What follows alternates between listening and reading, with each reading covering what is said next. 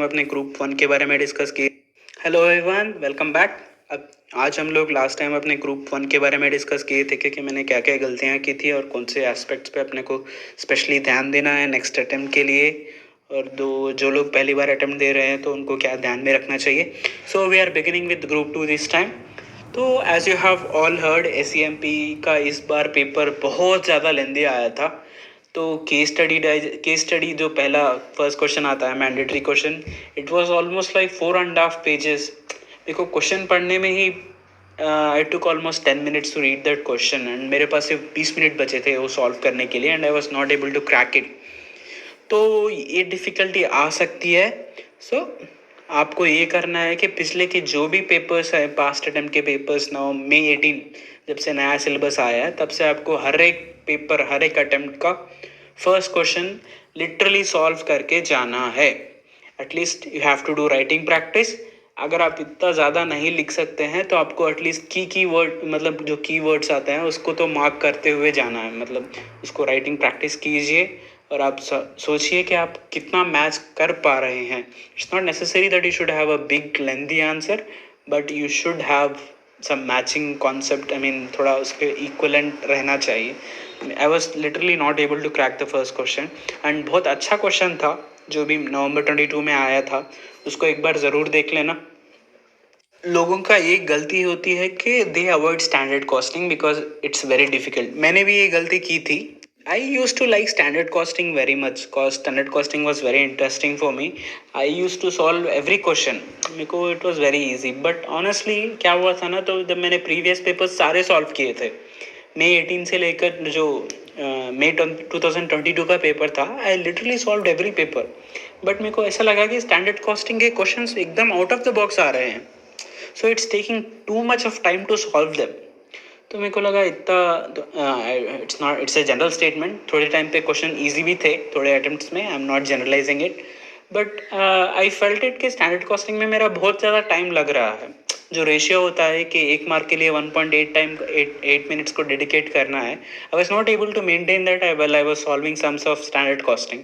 सो मैंने क्या किया था, फर्स्ट सेकेंड थर्ड रिविजन तक तो मेरे तो पूरे 5 रिविजन्स किए थे मैंने। I will talk on that revision strategy in one more video. But मैंने first second third fourth revision पे भी ना स्टैंडर्ड कॉस्टिंग को रिवाइज किया था, और लिटरली सम्स भी सॉल्व किए थे स्टैंडर्ड कॉस्टिंग पे। जब मैंने ये प्रीवियस सम्स को देखा था तो मेरे को लगा कि यार स्टैंडर्ड कॉस्टिंग तो बहुत ज़्यादा टफ आ रहा है, तो अच्छा है ना, मैं इसको ऑप्शन में स्किप कर दूंगा, कोई और चैप्टर उसके उसका सम सॉल्व कर लूँगा और स्टैंडर्ड कॉस्टिंग को छोड़ दूंगा। ये गलती मैंने की थी, और बहुत सारे लोगों ने ये किया था कि स्टैंडर्ड कॉस्टिंग और बजटरी कॉस्टिंग छोड़ के गए थे, और पेपर में स्टैंडर्ड कॉस्टिंग और बजटरी कॉस्टिंग एकदम फाड़ दिया था। So most of the part was from standard costing and budgetary control. So standard costing, मतलब कॉस्टिंग में ऐसा है ना कि आपको गिने के 12 चैप्टर्स कुछ है। सो इट्स वेरी इंपॉर्टेंट कि हर एक चैप्टर में से वो कुछ ना कुछ तो पूछ ही लेंगे। अब सब पार्ट्स बना के 4-4 मार्क का, 5 मार्क का, they will do anything. So you can not afford to miss a single chapter from SEMP। और एक पैटर्न मत बना लेना कि 50% पेपर, पहले तो पेपर थियरी आता था, अब ज़्यादा थियरी आएगा, प्रैक्टिकल आएगा, ऐसा नहीं है। पेपर इक्विवेलेंटली डिवाइड है थियरी और प्रैक्टिकल के बीच में। Make sure that you are giving efforts to both practical and theory parts as well. I like to recommend CA Tarun sir, उनका एक चैनल है। उन्होंने ये किया है कि पूरे प्रैक्टिकल सम्स जो अपने स्टडी मैट में है उसको क्रिस्प एंड शॉर्ट मैनर में सॉल्व करके उस पर एक वीडियो बनाया हुआ है। You can watch that video at 2x at the time of examination. तो आपको सॉल्व करने की ज़रूरत भी नहीं पड़ेगी, एंड आपको मतलब पूरा you'll get some confidence after watching his videos. I literally saw his videos, so it was मतलब बहुत beneficial था मेरे लिए। I would refer him. I would जैसा मैंने SFM के लिए बताया था कि कैल्सी solving is just enough, SEMP के बारे में भी मैं वही बताना चाहूँगा कि आप जब कैल्सी से सॉल्व कर पा रहे हो, if you are able to crack it, that's good enough. You don't have to literally solve sums pen pencil लेके सॉल्व करना, ऐसी ज़रूरत नहीं है। अनलाइक एफ आर में तो आपको करना ही पड़ेगा। और एक बात क्या है कि लोग ना कीवर्ड्स बना लेते हैं, वो निमोनिक्स होता है तो बहुत ज़्यादा कीवर्ड्स। अब जो SEMP थ्योरी पेपर भी है, तो don't rely on mnemonics very much, because exam में निमोनिक का कोड वर्ड तो याद आ ही जाएगा, बट वहाँ पे सी का मतलब क्या था, ए का मतलब क्या था, ये सब आप, there a good problem, there are good people who can remember, but बहुत से लोग को ये दिक्कत होती है कि they will not be able to recall. Exam में ऊपर से इतना स्ट्रेस होता है अपने ऊपर। सो मैंने एक स्ट्रैटेजी यूज़ क्या की थी कि जब भी मैं पढ़ रहा था, I used to relate mean correlate the concept with real life. जैसा हो रहा है, जैसा अपन देखते हैं अपने आर्टिकलशिप में भी, जैसा अपने आपके सर टीचर्स ने बताया होगा कि how this concept came forward, उसको रिलेट करता था। जो मेरे को याद रहता था, जो कॉन्सेप्ट विजुअलाइजेशन जो मेरे अंदर थी, I used to just remember that. And but the problem is मैं पूरा क्वेश्चन एज इट इज तो नहीं लिख पाया था, but this helps a lot rather than by hearting it through keywords. Make sure you visualize things and understand things and just remember it. There's no other alternative. And shout out to CA Sankalp Kastia sir here. His revision videos were, I mean, very fab. You could refer him.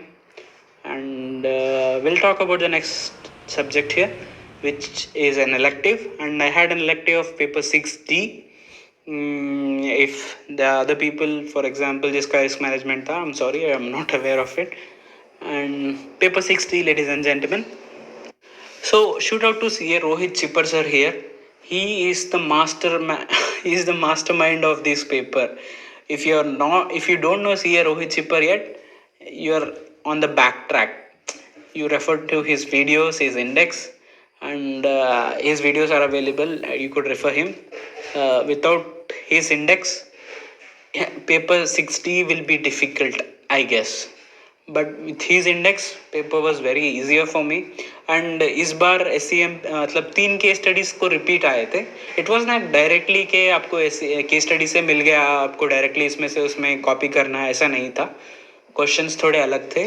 मतलब एक एक case study से एक एक part उठाया गया था, एक एक क्वेश्चन का. So but it was pretty manageable, you can easily find it. एक गलती मैंने जो की थी कि एग्ज़ाम के चक्कर, टेंशन के चक्कर में मैं, एक समरी बुक थी मेरी जो मैंने लिटरली बाय हार्ट कर ली थी.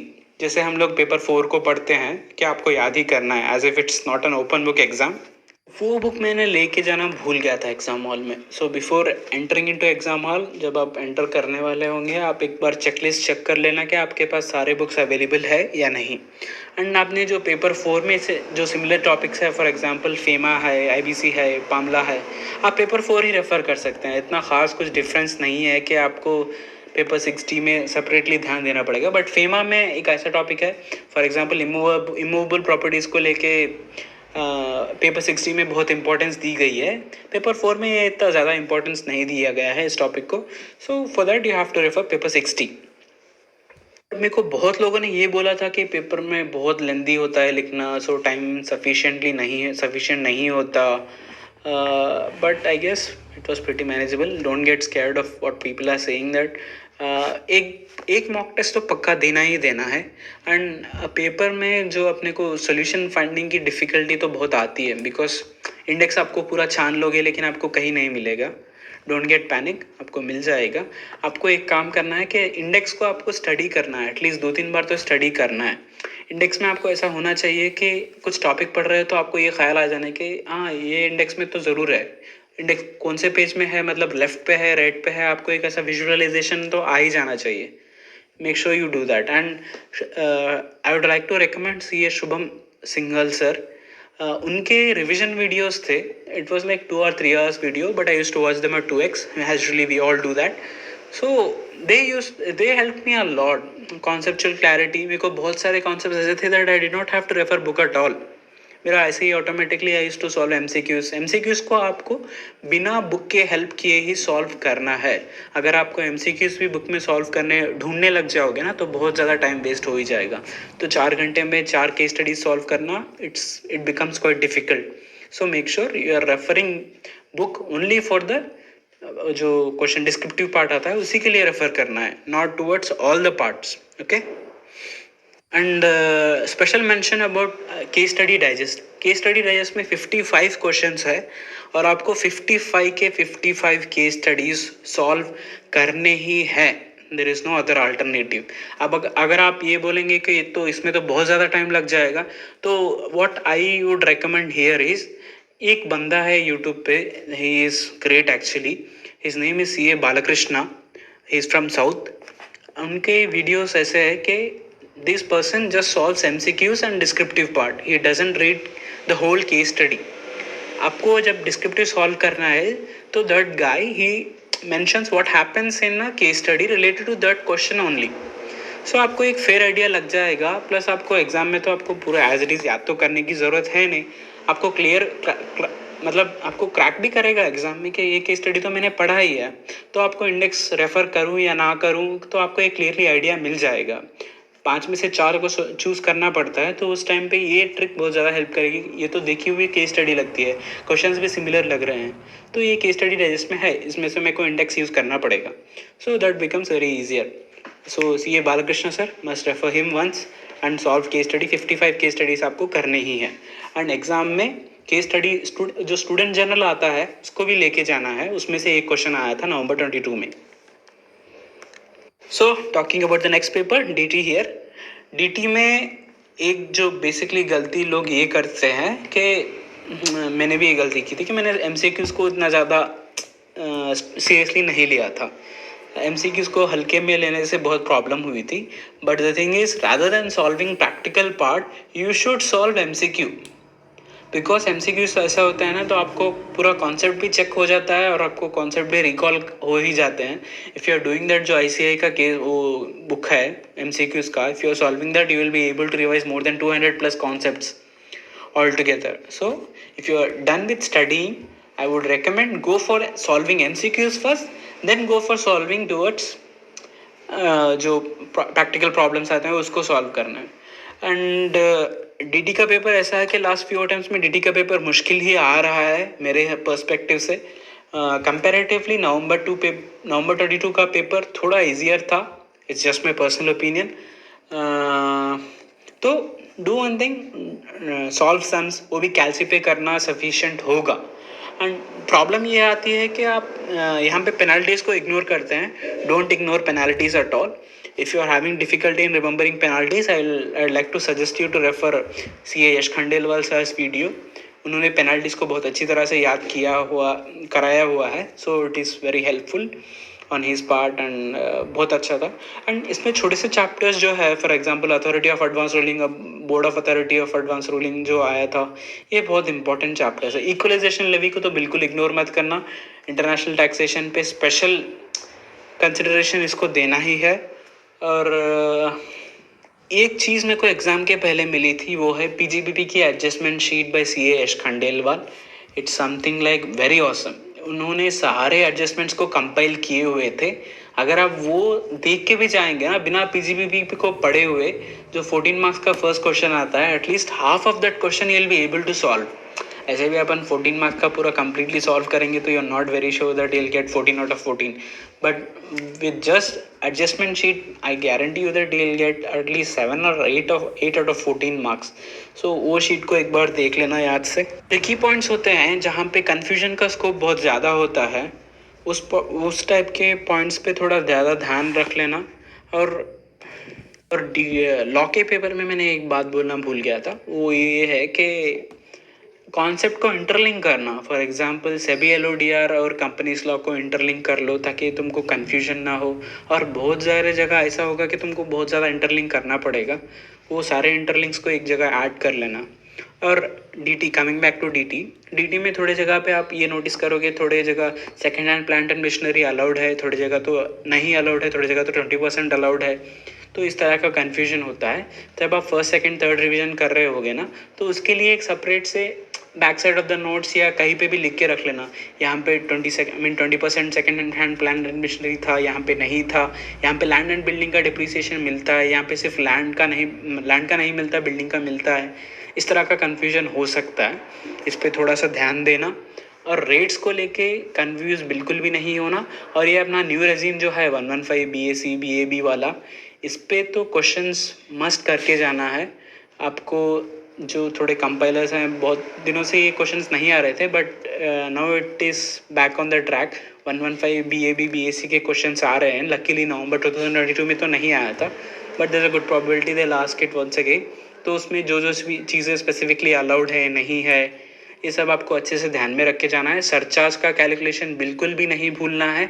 अगर आपको कहीं लगता है कि there is a probability of surcharge, you have to clearly check कि वहाँ पे सरचार्ज एप्लीकेबल है या नहीं है। इसको अच्छे से देख लेना एक बार। एक बात जो है, वैल्यूएशन रूल्स जो है, देखो फॉरेन करेंसी कन्वर्जन के रूल्स हो या स्लम सेल का वैल्यूएशन अपन जब भी करते हैं तो उसमें जो वैल्यूएशन रूल्स आते हैं इस पे स्पेसिफिकली ध्यान देना है। Make sure you are not missing this topics. DT का पेपर इतना लेंदी आता है कि आप लोग सफिशिएंट टाइम में कंप्लीट नहीं कर पाओगे। So make sure when you are solving sums, आपको टाइम ट्रैक करना है कि आपको कितना टाइम लग रहा है और टाइमली आप सम सॉल्व कर पा रहे हो या नहीं, इस पे स्पेशली आपको ध्यान देना है। और थोड़े क्वेश्चंस ऐसे रहेंगे कि आपको बहुत ट्रिकी लगेंगे। फॉर एग्जांपल मेरे को डी टी डबल नहीं, sorry, there was one chapter, वो था प्राइसिंग। ट्रांसफर प्राइसिंग में मेरे को बहुत डिफ़िकल्टी आती थी। मेरे को प्लस कहाँ करना है, माइनस कहाँ करना है, तो थोड़ा मेरे को डिफ़िकल्टी लगती थी। मेक श्योर आप ट्रांसफर प्राइसिंग के सम सॉल्व कर रहे हो और प्राइमरी सेकेंडरी एडजस्टमेंट का जो कॉन्सेप्ट है उस पर भी अच्छे से ध्यान देना। एबिटा 30% एबिटा उसका एक्सेस डिसअलाउड है, इस पर भी बहुत बार क्वेश्चन आया हुआ है, तो उसको अच्छे से ध्यान से देख लेना। So, ladies and gentlemen, time for the last paper of Group 2. So, IDT. IDT paper last पिछले attempts में it was comparatively very easy. My personal opinion all over again. But this time I think paper was not like a cakewalk. Every time it used to be a little easier. But this time they had like एक सब part में इन्होंने एक paper एक question मुश्किल कर दिया था। फॉर एग्जांपल 4 सब पार्ट थे, 3 सब पार्ट थे, 3 में से 2 एकदम इजी थे, एक सब पार्ट तो मुश्किल था। बहुत सारे लोग का मैंने रिव्यू भी स्टडी किया, लोगों ने मुझसे ये भी कहा कि one part was very difficult and rest of the paper was easy and MCQs were also quite good only. So गलतियाँ से ये है, things to avoid is MCQs को आपको पक्का सॉल्व करना है। मिसलेनियस चैप्टर्स जो हैं, for example authority of advance ruling, appeal chapter और audit penalty, miscellaneous for example anti profiteering authority, ये है थोड़े टॉपिक्स ये ऐसे हैं ना जिसको हम लोग हल्के में लेते हैं। वेयर हाउसिंग चैप्टर ऐसा है जो नए से ऐड हुआ है, इसमें से क्वेश्चन नहीं आया है, so you have to keep special focus on the chapter.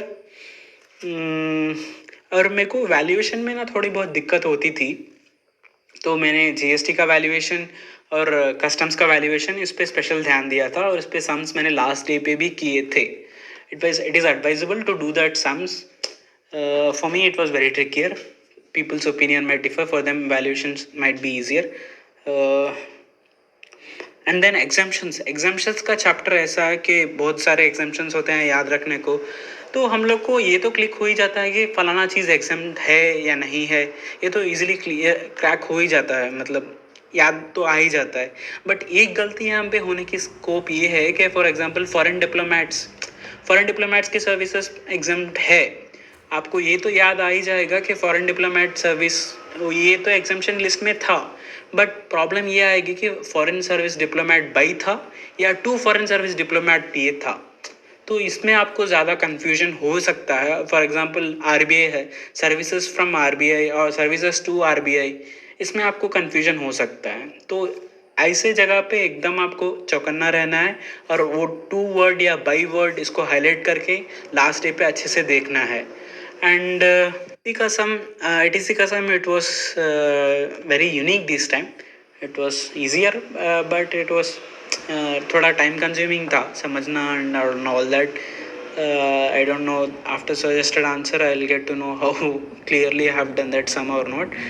But the thing is ITC का सम सॉल्व करने में लोग का बहुत टाइम वेस्ट हो जाता है। अब मेरी एडवाइस ये रहेगी कि आपको सारे ITC के सम्स हैं जो क्वेश्चन नंबर 1 आता है मई 2018 से लेके, फॉर एग्जांपल अपने को अमेंडमेंट्स तो याद ही होंगे, अपने को आंसर तो देख के पता चल जाएगा कि ओल्ड है, इसको अमेंड करना है। मेक श्योर अगर कॉन्सेप्ट तो सेम रहेगा ना, आपको ये सारा सम सॉल्व करना है फ्रॉम मई 2018 टू नवंबर 2022। मेरे से ये गलती ये हुई थी कि प्लेस ऑफ सप्लाई एक ऐसा चैप्टर, टाइम ऑफ सप्लाई तो आखिर मैनेजेबल है, आपको याद हो ही जाएगा। प्लेस ऑफ सप्लाई में ना आपको ये कन्फ्यूजन हो सकता है कि B2B के ट्रांजैक्शन में तो अपने को रजिस्टर्ड मतलब जो रजिस्टर्ड पर्सन का लोकेशन है उसका प्लेस ऑफ सप्लाई हो ही जाता है, तो उसमें थोड़ा कन्फ्यूजन हो जाता है कि B2B के केस में कौन से केस में B2B चेक करना है, B2C कौन से केस में चेक करना है, आपको ये कन्फ्यूजन हो सकता है। सो मेरे को इवेंट मैनेजमेंट सर्विसेज का इस बार क्वेश्चन आया था, and for me in that exam stress I had revised place of supply so many times that मेरे को एज इट इज़ पूरा याद था, बट एग्जाम के स्ट्रेस में I was not able to recall place of supply at all. Place of supply पे जितने questions हो सकते हैं उसको सॉल्व कर लेना, and my sincere advice will be कि एग्जाम के दिन प्लेस ऑफ सप्लाई को रिवाइज करना है। दूसरा चैप्टर कौन सा भी रिवाइज करो या ना करो, प्लेस ऑफ सप्लाई को ज़रूर रिवाइज करना, और एक बार एग्जामेशन का लिस्ट भी उस दिन देख लेना है आपको।